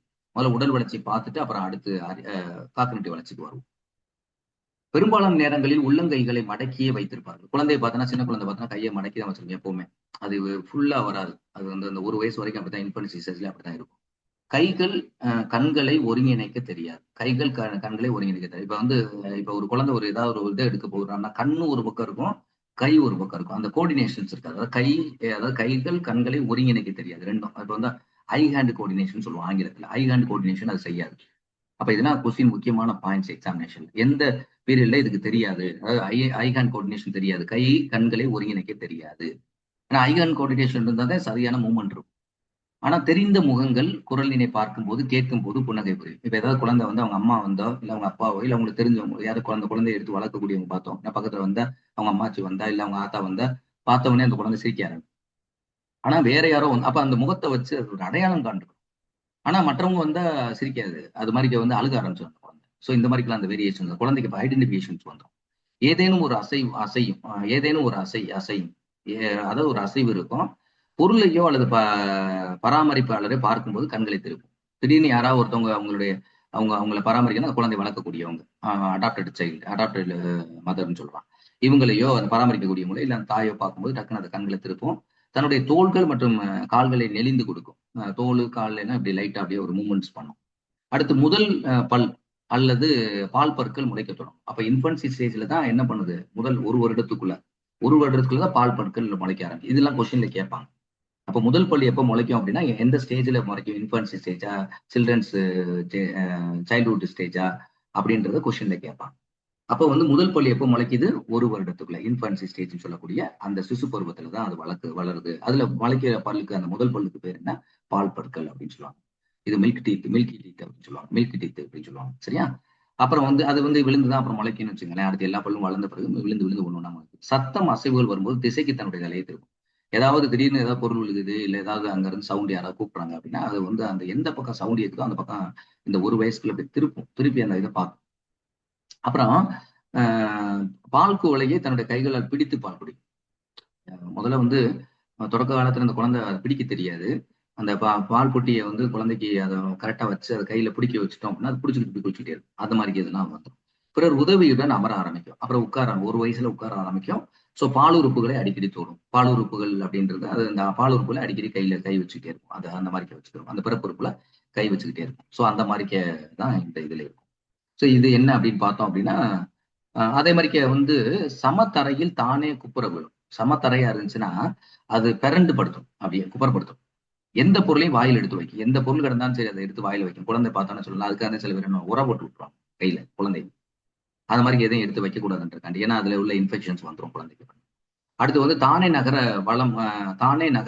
வளம் வர ஆரம்பிக்கும். நகர ஆரம்பிக்கும். அப்படியே லைட்டா நக்கிச்சு நகர ஆரம்பிக்கும். பிறர் உதவியுடன் வந்து கோலையில் பால் குடிக்க முயலும். பிறர் உதவியுடன் வந்து இப்ப கோலையில பால் குடிக்க ஆரம்பிச்சு. இந்த ஒரு வயசு முடியும் போதெல்லாம் பார்த்தோன்னா அது வரைக்கும் பால் குட்டியில பிடிச்சிக்கிட்டு குடிச்ச குழந்தை இப்ப வந்து கோவலையில யாராவது பிடிச்சிக்கிட்டு குடிச்சாங்கன்னா அந்த கோவலையை அப்படி கடிச்சுக்கிட்டு குடிச்சிடும் அந்த குழந்தை பாலை குடிக்கும். தானாகவே அமர முடியும். பிறர் உதவியுடன் நடக்க முற்படுவார்கள். ஒரு வயசுலேயே சில குழந்தை எல்லாம் பார்த்தோன்னா அட்வான்ஸ் இருக்கக்கூடிய நடக்க முற்படுவாங்க. அது இந்த ஜெனட்டிக், அதெல்லாம் மரபு. அந்த அவங்களுடைய பேரண்டல் ஜீன்ஸ் வந்து ரொம்ப ஸ்ட்ராங்கான செல்ஸா இருக்கு அப்படின்னா குயிக்கா நடக்க ஆரம்பிச்சிருவாங்க. அந்தந்த செயல அவங்கவுங்க பண்ணாங்க, மூதாதைகள் பண்ண மாதிரிக்கே. ஒரு கையிலிருந்து மற்ற கையிலுக்கு பொருளை மாற்றும். இப்ப இந்த கையில ஒரு பொருள் வச்சிருந்தா அது இந்த கையில வச்சுட்டு கடிச்சிட்டே இருக்கும். அப்புறம் இந்த கையில வச்சிருக்க இந்த கையில மாத்திக்கிறது. இந்த மாதிரி ஒரு செயல் அதுக்கு இருக்கும். அப்புறம் ஆட்காட்டி விரல், நடுவிரல், கட்டை விரல்களுடைய துணையுடன் சிறு சிறு பொருட்களை எடுக்கும். சின்ன சின்ன பொருட்களை குழந்தை எடுக்கிற பார்த்தோம்னா நல்லா தெரியும். அதாவது அவன் என்னென்ன விரல் சொல்றான் பாருங்க. ஆட்காட்டி விரல், நடுவிரல், கட்டை விரல், இந்த விரலை வச்சுதான் அதை பயன்படுத்தி இருக்கு. மற்ற விரல்கள்லாம் யூஸ் பண்ணாங்க. ஸோ இந்த மாதிரி ஒரு செயலும் அந்த குழந்தைக்கு இந்த பீரியட்ல இருக்கு. அடுத்து பார்த்தோம் அப்படின்னா 4 முதல் 5 வாரங்கள் குழந்தை பிறக்கும் போது உள்ள எடையை போல 2 மடங்காக, அதாவது 4 முதல் 5 வாரங்கள் வரைக்கும் என்ன எடை அந்த குழந்தைக்கு இருக்கோ அது மாதிரிக்கான 2 மடங்கு 10 முதல் 12 வாரங்கள்ல மாறி அதிகரிக்கும் அப்படின்னு சொல்றாங்க. ஸோ 2.5 கிலோகிராம் முதல் 3.5 கிலோகிராம் வரைக்கும் 5 வாரத்துக்கு மேல அதிகரிக்க ஆரம்பிச்சிடும் அப்படின்னு சொல்லிட்டாங்க. 2 மடங்காக 10 வாரம் முதல் 12 வாரங்களுக்குள்ள இந்த அதிகரிப்பு இருக்கும் அப்படின்றதுக்கு சொல்றாங்க. இதெல்லாம் வந்து டேட்டாஸ் பார்த்தவொடனே உங்களுக்கு தெரியும். அடுத்து 1 முதல் 3 மாதங்களில் 3 சென்டிமீட்டர் உயரம். இப்ப பாருங்க இது வந்து எடை எப்படி கூடுது. ஃபர்ஸ்ட் அப்ப வந்து கேட்பாங்க, அதாவது இன்ஃபன்சி ஸ்டேஜ்ல 5 வாரங்களுக்கு பிறகு குடை வந்து எத்தனை மடங்காக கூடும் அப்படின்னு கேட்பாங்க. 2 மடங்காக கூடும். அது எந்த வாரங்கள்ல அப்படின்னு கொஸ்டின் கேட்கலாம். அதே மாதிரி இதனுடைய அந்த உயரம் பார்த்தோம் அப்படின்னா 1 முதல் 3 மாதங்கள் வரை 3 சென்டிமீட்டர் உயரம். ஃபர்ஸ்ட் 3 மந்த் குழந்தை பிறந்ததுல இருந்து 3 மாசம் வரைக்கும் 3 சென்டிமீட்டர் வந்து உயரம் இருக்கும். ஏன்னா பிறக்கும் போது வந்து நம்ம என்ன சொன்னோம், 1 பவுண்டு எடையும் 7 இன்ச்சு நீளமும் இருக்குன்னு சொன்னோம். ஸோ இப்போ என்னாச்சு, 3 சென்டிமீட்டர் அதுல இருந்து வளர்ந்துருக்கு. அதே மாதிரி வந்து பார்த்தோம் அப்படின்னா 4 முதல் 6 மாதங்கள் வரை 2 சென்டிமீட்டர் உயரம் வளரும். அடுத்து 7 முதல் 12 மாதங்கள் வரை, அப்போ 1 இயர் முடிய போகுது. ஸோ இன்ஃபன்சி ஸ்டேஜ் முடிய போகிற ஸ்டேஜ் 12 மாதம் வரைக்கும் பார்த்தோன்னா 1.5 சென்டிமீட்டர் வரைக்கும் உயரமும் வளரும் அப்படின்னு சொல்றாங்க. அப்போ கிட்டத்தட்ட எவ்வளவு, 47.5 இருந்து 53.75 சென்டிமீட்டர் வரைக்கும் அந்த குழந்தை. ஸோ பிறந்ததுல இருந்து வளர்ச்சி 1 முதல் 3 வரைக்கும் எத்தனை சென்டிமீட்டர் இருக்கும், 4 முதல் 6 வரைக்கும் எத்தனை சென்டிமீட்டர் இருக்கும், 7 முதல் 12 வரைக்கும் எத்தனை சென்டிமீட்டர் வளரும் அப்படின்றது அதுல உங்களுக்கு கொஸ்டின்ல கேட்கும்போது சொன்னோம். 3 சென்டிமீட்டர், 2 சென்டிமீட்டர், 1.5 சென்டிமீட்டர். முதல்ல ஃபர்ஸ்ட்ல பார்த்தா 3 சென்டிமீட்டர் வளர்ந்தது, அடுத்து பார்த்தா 2 சென்டிமீட்டர் தான், அடுத்து 1.5 சென்டிமீட்டர் தான் வளருது. அதுல பாரு சரியா, அந்த அளவுல தான் அது வளர்ச்சி இருக்கு அப்படின்றது. ஸோ இது வந்து உடல் ரீதியான வளர்ச்சியில எப்படி இருக்கு அப்படின்றத பார்த்தோம். இப்ப காக்னிட்டிவ் டெவலப்மெண்ட், அதாவது அறிதல் திறன் வளர்ச்சின்னு சொல்லுவாங்க. இது வந்து குழந்தையினுடைய மூளை வளர்ச்சியை பொறுத்து தான், நரம்பு மண்டலத்தினுடைய வளர்ச்சியை பொறுத்து தான் இந்த அறிதல் திறன் வளர்ச்சி இருக்கும். ஏன்னா இன்டெலிஜென்ஸ் அப்படின்றதுல மிக முக்கியமான பங்கு வந்து நரம்பு மண்டலம் அப்படின்றது. சோ இந்த அறிதல் திறன் வளர்ச்சி என்பது குழந்தையினுடைய வளர்ச்சி நிலையில காரண காரியம் அறிதல், அதாவது காரண காரியம் அறிதல் வந்து ஒரு செயலுக்கான விளைவு என்ன காரணம் அப்படின்றத அறியக்கூடிய ஒண்ணு. அதே மாதிரி பிரச்சனைகளுக்கு தீர்வு காணுதல், ப்ராப்ளம் சால்விங், அந்த மாதிரி வரக்கூடிய மொழி வளர்ச்சி, லாங்குவேஜ் டெவலப்மெண்ட், அதுக்கடுத்து அறிவு வளர்ச்சி, அதனுடைய இன்டெலெக்சுவல் டெவலப்மெண்ட், அறிவு வளர்ச்சி. அடுத்து பார்த்தோம் அப்படின்னா உடலில் ஏற்படும் மாற்றங்கள் ஆகியவை உள்ளடக்கிறது. இது எல்லாமே அறிதல் திறன் வளர்ச்சியில் வரக்கூடியது அப்படின்னு சொல்லிட்டோம். ஸோ காஸ் அண்ட் எஃபெக்டை கண்டுபிடிக்கும், ப்ராப்ளம் சால்விங் இது பண்ணும், மொழி வளர்ச்சியில ஏற்படும், அறிவு வளர்ச்சி, காக்னிட்டிவ் டெவலப்மெண்ட், இது எல்லாமே இந்த குழந்தைக்கு இந்த ஸ்டேஜில் நடக்கும் அப்படின்னு சொல்றாங்க. அதுல என்னென்ன அப்படின்றத பார்ப்போம். ஸோ இது போக உடல் மாற்றங்களும் உள்ளடக்கி இருக்கு அப்படின்னு சொல்றாங்க. ஸோ அதுல என்ன சொல்றாங்க, 12 முதல் 15 அங்குல தூரத்தில் உள்ள பொருட்களை காண முடியும். இப்ப என்ன அப்படின்னா, அந்த பக்கத்துல பார்த்த ஒரு பொருளை தான் பார்த்துச்சு. ஆனா இப்ப இதே ஒன் இயர் பேபியா இருந்துச்சுன்னா, இன்ஃபன்சி ஸ்டேஜ்ல இருக்கக்கூடிய குழந்தை ஒரு 12 அங்குலம் 15 அங்குலம் தூரத்துல ஒரு பொருளை வச்சா கூட அந்த பொருளை இது காண முடியும். அப்ப அதுக்கு வந்து அப்ப என்ன ஆகுது, அப்புறம் காக்னிட்டிவ் டெவலப்மெண்ட் வளர்ந்துருக்கு அப்படின்றதா.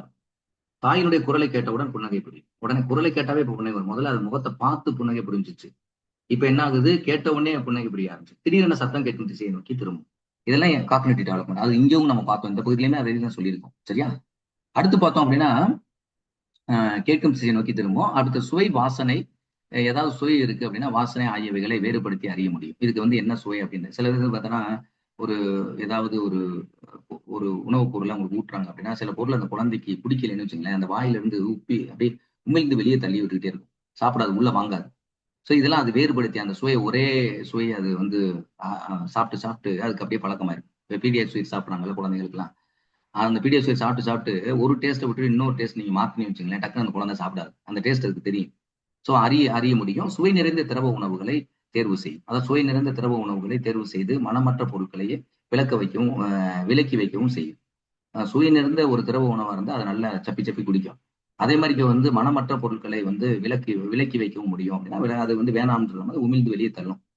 நிறங்கள் ஒளியை பார்க்கும்போது தலையை திருப்பும். அது மாதிரி ஏதாவது கலர் கலரா ஒளி தெரியுது அப்படின்னா, ஏதாவது செல்லுல இருந்து அப்படி வெளிச்சம் தெரியுது அப்படின்னா, அது குழந்தை திருப்பி பார்க்கும். பராமரிப்பு குரலால் கவரப்படும். பராமரிப்பு வந்தாங்கன்னா, பாப்பா எப்படி இருக்கு அப்படின்னு வந்தா உடனே அது வந்து அந்த குரல் வந்து கேட்ட உடனே அதுக்கு வந்து தெரியும். கண் பார்வையில் உணவுப்படும் போது வாயை திறந்து உண்பதற்கு எதிர்பார்க்கும்.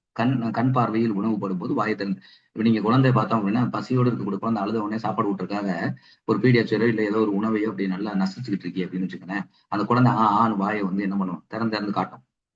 அப்ப அதுக்கு அந்த அந்த அறிவு இருக்கு, அந்த அறிவு இருக்கு அதுக்கு. அடுத்து பராமரிப்பவர்களுடைய அசைவுகள் இருக்கு பார்த்தீங்களா, முகப்பாவங்கள், இதெல்லாம் அதுக்கும் பிரதிபலிக்கும். பராமரிப்பவர்கள்னா அந்த அடாப்டட் டாய்ஸ், அவங்களுடைய தாயே இருக்கலாம். அவங்க யாரை பராமரிக்கிறாங்களோ அவங்களுடைய அசைவுகள் மற்றும் முகப்பாவங்களை அது மாதிரிக்கே இந்த குழந்தையும் பிரதிபலிக்கும். ஒரே ஒரு பொம்மை மீது ஒரே நேரத்தில் கவனம் செலுத்தும். இந்த இடத்துல ஒரு பொம்மை தான் அதுதான் இருக்குன்னு நினைக்க, நீங்க பல பொம்மை போட்டா கூட ஒரு பொம்மை மட்டும் தான் அது கையில வச்சுக்கணும், எல்லா பொம்மையும் எடுத்துக்கூடாது. அதுல ஒண்ணுலதான் கவனம் செலுத்தும். ஒரு பொம்மை எடுத்து கொஞ்ச நேரம் கவனம் செலுத்த கீழே போட்டு இன்னொரு பொம்மை எடுத்து அதுலதான் கவனம் செலுத்தும். வெவ்வேறு பொம்மைகளை ஒரே நேரத்தில் கவனம் செலுத்தாது. பராமரிப்பவர்கள் பேசும் வார்த்தைகள், சத்தங்களை குழந்தைகள் பிரதிபலிக்கும். அதே சத்தங்களை இந்த குழந்தைகள் வந்து பிரதிபலிக்கும். முதலில் பேச ஆரம்பிக்கும். ஃபர்ஸ்ட் பேசுறதுக்கான வாயை வந்து ஓபன் பண்ணும். இதெல்லாம் வந்து என்னது, காக்னிட்டிவ் டெவலப்மெண்ட், அறிதல் திறன் வளர்ச்சியில் வரக்கூடிய விஷயங்கள். அடுத்து பார்த்தோன்னா சமூக மன எழுச்சி வளர்ச்சி அப்படின்னு சொல்லக்கூடிய இது பார்த்தோம் அப்படின்னா, சோசியல் அண்ட் எமோஷனல் டெவலப்மெண்ட் சொல்லக்கூடிய ஒரு வளர்ச்சி அப்படின்னு சொல்றோம். இது சமூக மன எழுச்சி வளர்ச்சி ஒன்றோடு ஒன்று என்னது அப்படின்னு பார்த்தா நெருங்கிய தொடர்புடையதாகவும், சமூக மன எழுச்சி வளர்ச்சியுடன் என்பது பிறருடன் நட்புடன் பழகுவதையும் இணக்கமான செயல்தன்மையும் குறிக்குதா. எப்படி வந்து அதாவது வந்து சமூக மன எழுச்சி அப்படின்றது பார்க்கும்போது, சமூகம் வந்து மற்றவங்களோட எப்படி வந்து அவங்களுடைய தொடர்பு இருக்கு, சமுதாயத்தில் இருக்கக்கூடிய மற்றவங்களோட அப்படி எப்படி தொடர்பு இருக்கு, அதே மாதிரி மன எழுச்சி வளர்ச்சியும் எப்படி இந்த குழந்தைக்கு இருக்கு அப்படின்றத பார்க்கிறதா இந்த இடத்துல அது வளர்ச்சி இருக்கு. ஸோ பிறந்த குழந்தையான சராசரியா 17 முதல் 19 மணி நேரம் வரை உறங்கும். மேக்சிமம் குழந்தை வந்து பார்த்தோம்னா தூக்கத்துல தான் அதிகமா 19 மணி நேரம் தூங்கும் 24 மணி நேரத்துல.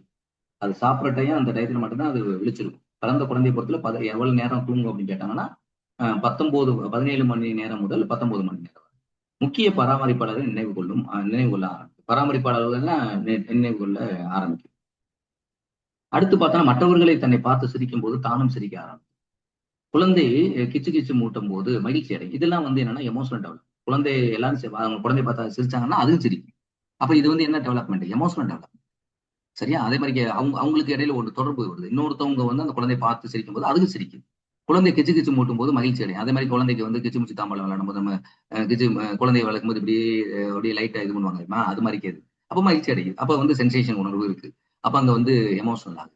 பழக்கப்பட்டவர்கள் குறை கேட்கும்போது மகிழ்ச்சி அடையும். முக்கிய பராமரிப்பாளர் அபரிவிதமான பாசம் கொள்ளும். ரொம்ப பராமரிப்பா வளர்க்குறவங்ககிட்ட பார்த்தோன்னா ரொம்ப பாசமா இருக்கும் அந்த குழந்தை. அந்நியர்களை பார்த்தவுடன் பதட்டம் அடையும். அப்ப அந்நியர்களை பார்த்தோன்னா பதட்டம் அடையுதுன்னா இதுவும் ஒரு எமோஷனல் டெவலப்மெண்ட் தான். பதட்டம்ன்றது என்னது? ஒரு நெகட்டிவ் எஃபெக்ட். அப்ப அடுத்தவங்க வர்றாங்க, நம்மளுக்கு ஏதாவது பாதுகாப்பு இல்லாம போயிருமோ அப்படின்னா அந்த குழந்தை பதட்டம் அடையும். அப்ப இதுவும் டெவலப் பண்ண பதட்டம்ன்றது எந்த ஸ்டேஜ்ல வருதுன்னு கேட்பாங்க. அடுத்து பொம்மைகளை அவர்களிடமிருந்து எடுத்தால் எதிர்ப்பு காட்ட ஆரம்பிக்கும். ஒருவேளை குழந்தை கையில வச்சிருக்கிறத பறிச்சுட்டோம் அப்படின்னு வச்சுங்களேன், உடனே ஓன்னு கத்தாங்க. முதல்ல இப்ப பொம்மை எல்லாம் கிடையாது. இப்ப எல்லா குழந்தையும் கையில செல்போன் வச்சு நிறைய தாய்மார்கள் செல்போன்ல பாட்டை போட்டு விடுறது, அதுல இருக்கக்கூடிய அந்த சின்ன சின்ன அந்த ரைம்ஸ் எல்லாம் போட்டு விடுறது, அதை அந்த குழந்தை ஈஸியா ஆப்ரேட் பண்ண ஆரம்பிக்குது. ஆனா அந்த ரேடியேஷன்னாலையும் குழந்தைக்கு பாதிப்பு இருக்கு அதிகமா. அதே மாதிரிக்கு அந்த அந்த நீங்க மாதிரி செல்ல கொடுத்து பழகுற குழந்தைகளுக்கு பேச்சு திறன் குறைஞ்சிரும். அதே மாதிரி செயல்திறன் அவங்களுக்கு குறையும். நரம்பு மண்டலம் பாதிக்கப்படும். ரேடியேஷன் கதிரியக்கமும் உங்களுக்கு பாதிக்கப்படும். அதனால கூடுமான வரை குழந்தைகளுடைய வளர்ச்சியில செல்போனை கொடுத்து நம்மளுக்கு பிரச்சனை இல்லாம இருந்தா போதும் அப்படின்ற வழக்காது. 5 வயது வரைக்குமே என்னை தெரிஞ்சு 5 வயது வரைக்குமே குழந்தைக்கு செல்போன் கொடுக்கறதுன்றது தவிர்க்கணும். குழந்தைக்கு முன்னாடி இதை ஆப்ரேட் பண்றது, செயல்படுத்துறது, அதை தொடக்கூடாதுன்றது இன்ஸ்ட்ரக்ஷன் கொடுங்க. நீங்க என்ன நினைக்கிறீங்க அப்படின்னா இதை கொடுத்துட்டோம்னா நம்ம வேலையை பார்க்கலாம். அந்த குழந்தை அது வாட்டுக்கு ஏதாவது அது எதை பார்க்குது, என்ன அதுக்கு முன்னாடி என்ன வருது அப்படின்றே தெரியாது. அப்ப அந்த குழந்தை இப்ப நான் சொன்ன சிஸ்டம் எல்லாமே அந்த குழந்தைக்கு வளர்ச்சி பெறாது. பேச்சு கூட நின்றும். அதே மாதிரி ஆட்டிசம் ஏற்படுறது கூட ஒரு காரணமாவும் இது அமைஞ்சிரும். நல்லா பாத்துங்க. ஆட்டிசம் குழந்தைக்கு என்னென்ன சிம்டம்ஸ் இருக்கோ அது கூட இந்த குழந்தைக்கு வர ஆரம்பிச்சு. நார்மல் உள்ள குழந்தைக்கு கூட அது மாதிரி பிரச்சனைகள்லாம் இதுல இருக்குது. அதனால எச்சரிக்கையா செல்ல இது பண்ணணும். இப்ப எல்லாம் பொம்மையை பறிக்கிறது கிடையாது. இதெல்லாம் இந்த வார்த்தையை என்ன போட்டோம்னா செல்போனை அவர்களிடமிருந்து பதிர்த்தால் எதிர்ப்பு காட்டும் அப்படின்றது. ஏன்னா செல்போனை தான் இப்ப கொடுக்குறாங்க. பொம்மை யாரும் அதிகமா கொடுக்குறாங்க. பராமரிப்பவர்கள் தன்னை விட்டு போகும்போது அழ ஆரம்பிக்கும். இப்ப யாராவது ஒருத்தவங்க இது பண்ணிட்டு டாட்டா பாய் பாய்ன்னு சொன்னா பாய் பாய்னா அது உணராது. ஆனா பட் யாராவது விட்டுட்டு வேற ஒருத்தவங்க கொடுத்துட்டு போனா கத்த ஆரம்பிச்சு.